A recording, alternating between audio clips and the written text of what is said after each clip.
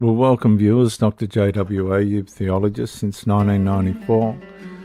We're in Muhammad, so near the revelation, so far from the Saviour. Episode 32, when fear started sounding like discipline. Viewers, the atmosphere no longer needs visible punishment to control behaviour now.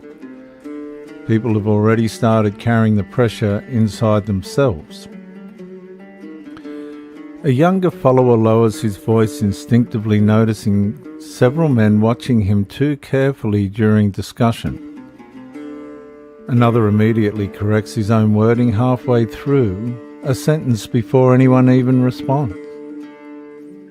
Nobody openly commands the adjustment. The atmosphere extracts it automatically. The transformation matters enormously because once fear becomes psychologically internalized, control begins appearing instead of coercive. A chair drags sharply across stone as one man abruptly stands after hearing hesitation, spoken too openly inside the gathering. Several faces immediately lower. Nobody wants association with uncertainty now. And the degeneration deepens there, not through visible violence initially, through emotional intimidation, through moral pressure, through sacred absolutism.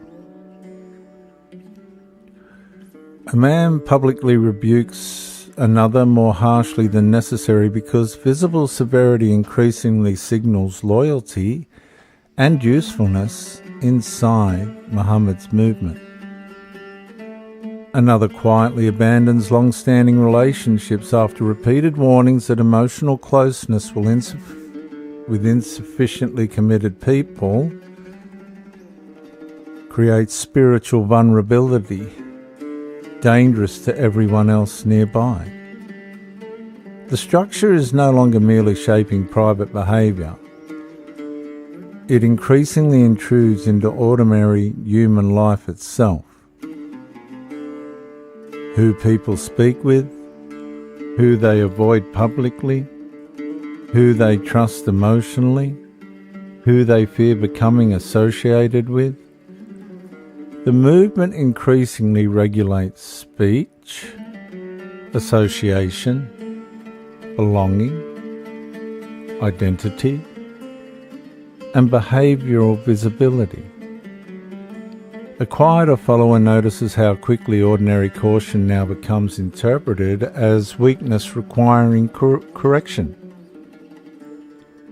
Another forces stronger emotional certainty outwardly because appearing spiritually intense increasingly protects him from suspicion himself. But viewers, nobody openly says fear proves discipline. Nobody needs to. The atmosphere already teaches it. And so the pressure grows heavier there. Because once fear begins distinguishing itself as righteousness, emotional intimidation slowly transforms into moral responsibility inside the collective mind surrounding the movement. Several men now monitor not merely behaviour, but emotional tone, facial reactions, visible enthusiasm, intensity of agreement. And one speaker warns that softness towards hesitation weakens collective protection itself. Heads nod instantly, some sincerely, others because refusing to nod now carries danger of its own. The degeneration is no longer merely psychological now. It's becoming civilizational, socially intrusive, behaviourally regulatory, spiritually consuming. And viewers, perhaps this becomes one of the defining transitions in the trajectory ahead. People increasingly stop asking whether behaviour is compassionate, truthful, or morally balanced. They begin asking whether behaviour sufficiently protects Muhammad's movement from weakness, uncertainty, and internal instability instead. And outside, ordinary life continues beneath the darkened Arabian night.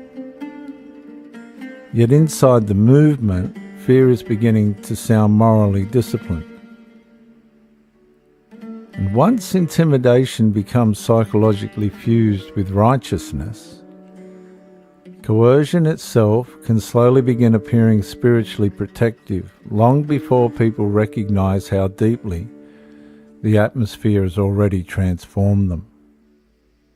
And yet, beneath the tightening certainty surrounding men, the mystery of the Messiah still remains untouched and unresolved. I'm Dr. J.W.A. Youth Theologist since 1994. Like, subscribe, comment to educate me, and share the video to help somebody else. I'll see you in the next episode when the movement started rewarding harshness.